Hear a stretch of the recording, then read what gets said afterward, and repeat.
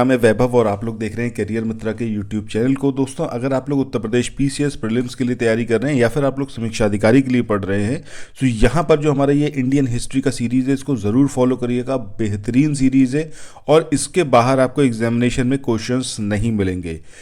To the point यहाँ पर हम बात करेंगे, बहुत ज़्यादा इधर उधर की नहीं, तो छोटे छोटे से वीडियोस के माध्यम से पूरे टॉपिक को आप कवर अप कर सकते हैं। चैनल पर पहली बार आए हैं, सब्सक्राइब करना मत भूलिएगा और नोटिफिकेशन बेल के आइकन को ज़रूर प्रेस करिएगा।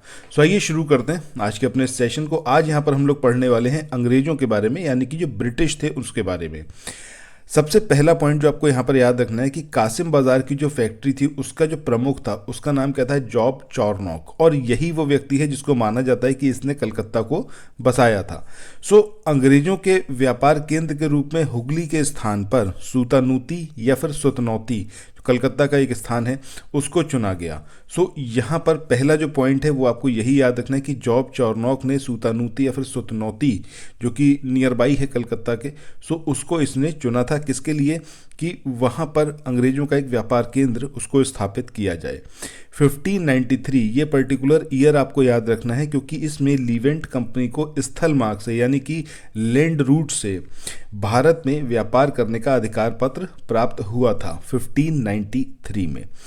1599 की बात करें, 1599 की, तो इंग्लैंड में एक मर्चेंट एडवेंचर्स नामक दल, इसने अंग्रेजी ईस्ट इंडिया कंपनी अथवा the governor and the company of merchants of London trading into the east Indies, इसकी स्थापना की थी।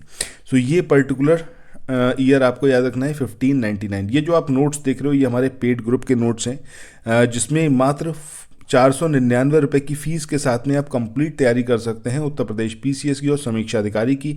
अगर आप लोग इंटरेस्टेड हैं इस पीडीएफ में और इसी जैसे और पूरा हम सिलेबस कवर अप करेंगे और एग्जैक्टली वही आपको बताएंगे इस पीडीएफ के माध्यम से जो एग्जामिनेशन में पूछा जाता है।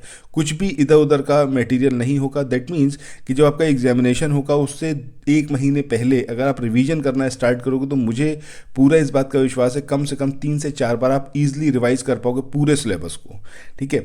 सो अगर आप लोग एनरोल करवाना चाहें तो इसके लिए आपको सिंपली 9027281376 इस नंबर पर मुझसे संपर्क कर सकते हैं, व्हाट्सएप या फिर टेलीग्राम के माध्यम से। आप वहां पर मैसेज करिएगा, I will give you answer. कोई भी आपकी क्वेरी हो इस पूरे प्रोग्राम के बारे में, हमारा जो ब्रह्मास्त्र बैच है उसके बारे में, आप पूछ सकते हैं वहाँ पर। ये जो नंबर है आपको डिस्क्रिप्शन बॉक्स में भी मिल जाएगा और आपको ये इस वीडियो के मैसेज सेंटर में भी मिलेगा। चलिए आगे बात करते हैं दिसंबर 1600 की। दिसंबर 1600 में क्या होता है कि जो ब्रिटेन की महारानी है एलिजाबेथ प्रथम, इन्होंने जो पूर्व के साथ व्यापार था उसके लिए 15 वर्षों के लिए अधिकार पत्र प्रदान कर दिया। और इसी दौरान जो इंडिया में बादशाह था वो कौन था? अकबर था। अच्छा, कमेंट सेक्शन में बताइएगा कि अकबर का टेन्योर क्या था, मतलब कब से कब तक ये शासन में रहा था। उसके बाद आगे बात करते हैं, अगला एक जो इम्पोर्टेंट ईयर है जब एक अस्थायी कारखाना एस्टेब्लिश करा गया ब्रिटिश ईस्ट इंडिया कंपनी के द्वारा, वो है आपका 1611।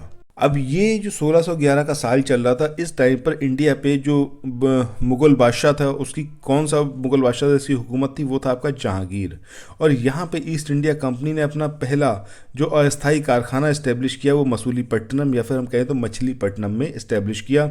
1613 की बात करें तो यहाँ पर क्या होता है कि सूरत में जो स्थापित कारखाना था अंग्रेज़ों का पहला स्थायी कारखाना था। सो अगर आपसे कभी एग्जामिनेशन में पूछा जाए कि अस्थायी कारखाना कहाँ पर इस्टेब्लिश करा, तो आपको याद रखना है मसूलीपट्टनम अथवा मछलीपट्टनम। और जब स्थायी यानी कि स्टेबल एक कारखाने की बात करें तो वो कहाँ पर इस्टेब्लिश करा गया? सूरत में। कब किया गया? 1613 में। इसके बाद आगे बात करें 1661 की, तो 1661 में इंग्लैंड के सम्राट थे चार्ल्स सेकंड, इनकी शादी होती है पुर्तगाल की राजकुमारी कैथरीन के साथ में। उस पर चार्ल्स को जो है बम्बई उपहार के रूप में या हम कहें तो दहेज के रूप में इनको प्राप्त हुआ, जिसे इन्होंने 1668 में 10 पाउंड के वार्षिक किराए पर ब्रिटिश ईस्ट इंडिया कंपनी को दे दिया। इसके बाद अगला साल जो इम्पोर्टेंट है वो है आपका 1688। 1688 में क्या होता है कि जो अंग्रेज गवर्नर था जॉन चाइल्ड, इसने बम्बई और पश्चिमी समुद्री तट के जो मुगल बंदरगाह थे वहाँ पर घेरा डाला और जो हज यात्री थे मक्का जाने वाले थे उनको इसने बंदी बना लिया। और ऑब्वियसली बात है हिंदुस्तान में रह के उस मोमेंट पर जब बादशाह यहाँ का एक मुस्लिम था और उस टाइम पर आप क्या कर रहे हो कि मुसलमानों को हज यात्रा करने से रोक रहे हो, सो इस पर बादशाह का नाराज़ होना बहुत लाजमी था और उसी की वजह से औरंगजेब ने इसको भारत से निष्कासित करने का आदेश दिया था। तो इसका नाम याद रखिएगा, जॉन चाइल्ड, मतलब एकदम चाइल्डिश हरकतें इसने करी थी, इसी वजह से इसको हिंदुस्तान से बाहर निकालने का आदेश औरंगजेब ने दिया था। इसके बाद कर्नाटक वॉर की बात करें, फ्रांसीसी और अंग्रेजों के बीच में 3 वॉर हुए। पहला था उसमें आपका कर्नाटक का प्रथम युद्ध, जो कि 1746 से लेकर 48 तक चला। अब ये एग्जैक्टली यहाँ पर शुरू नहीं हुआ था, ये ऑस्ट्रिया का जो उत्तराधिकार का युद्ध था उसी का एक एक्सटेंशन था। मतलब वहाँ पर दोनों देशों की सेनाएं लड़ रही थीं और यहाँ पर जो है सेनाएं ज़बरदस्ती लड़ गई, ऐसे कुछ रीज़न नहीं था, रीज़न को बनाया गया और इसके लिए होम डिपार्टमेंट से इन लोगों ने परमिशन भी नहीं ली थी। ठीक है, सो ये जो युद्ध था ये ऑस्ट्रिया के युद्ध का जो ऑस्ट्रिया में उत्तराधिकार का युद्ध था उसी का एक्सटेंशन था, जो कि 1740 में स्टार्ट हुआ था। जो होम गवर्नमेंट थी उन्होंने बिल्कुल भी इस बात की परमिशन नहीं दी थी कि यहाँ पर आप इंडिया में भी शुरू हो जाओ, लड़ाई करना शुरू कर दो। लेकिन तब भी जो है 1746 में ये युद्ध यहाँ पर स्टार्ट होता है। अब यहाँ पर क्या होता है कि अंग्रेज़ों की तरफ से एक होते हैं कैप्टन बर्नेट, इनके नेतृत्व में अंग्रेजी सेना जो है फ्रांसीसी जहाज़ों पर अधिकार कर लेती है और उसी वजह से युद्ध जो है वो शुरू होता है। यही उसका तात्कालिक कारण था। इस युद्ध के समय ही कर्नाटक के एक नवाब थे, इनका नाम था अनवरुद्दीन। इन्होंने महफूज खां के नेतृत्व में मतलब एक अपनी सेना भेजी 10,000 सैनिकों की, जिसमें महफूज खां उसको लीड कर रहे थे।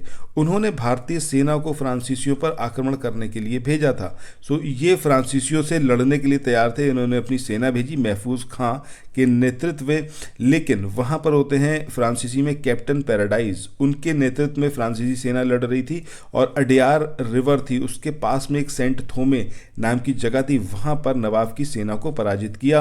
अब ये जो आप देख रहे हो ना सेंट थोमे, इससे रिलेटेड आपसे क्वेश्चन पूछा जा सकता है कि सेंट थोमे का वॉर जो था ये कब हुआ था, किसके बीच हुआ था। सो आई होप कि अब आपको समझ में आ गया कि एक तरफ फ्रांसीसी थे और दूसरी तरफ कौन थे, जो नवाब अनवरुद्दीन की सेना थी। इन दोनों के बीच में ये लड़ाई हुई थी और इसी में ही जो फ्रांसीसी सेना थी उसने अनवरुद्दीन की सेना को बुरी तरीके से पराजित कर दिया, हरा दिया यहाँ पर। इसके बाद नेक्स्ट हम बात करें कि यूरोप में जैसे ही बंद हुआ युद्ध, वैसे ही इंडिया में अंग्रेज और फ्रांसीसी लड़ना बंद कर देते हैं और इसी के साथ में कर्नाटक का जो पहला वॉर था वो ख़त्म हो गया। और एक्स ला शापेल की संधि, ये एक ट्रीटी हुई जिसकी वजह से ऑस्ट्रिया का जो उत्तराधिकार का युद्ध था वो ख़त्म हुआ और ये हुई आपकी 1748 में।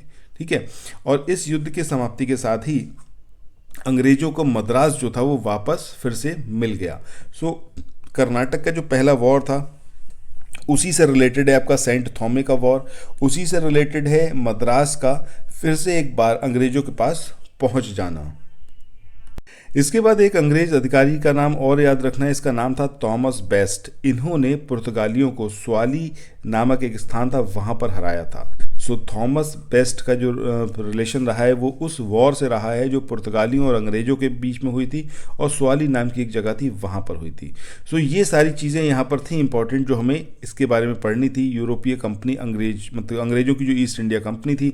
नेक्स्ट जो वीडियो आएगा उसमें हम लोग डचों के बारे में पढ़ने वाले हैं। सो चैनल को सब्सक्राइब कर लीजिएगा। डेली बेसिस पर दोपहर 1 बजे आपको ऐसा ही एक वीडियो मिलेगा, उस वीडियो को ज़रूर देखिए। और इस कोर्स में अगर आप एनरोल करवाना चाहते हैं तो व्हाट्सएप या फिर टेलीग्राम के माध्यम से मुझसे संपर्क कर सकते हैं। So thanks for watching, have a nice day, bye bye.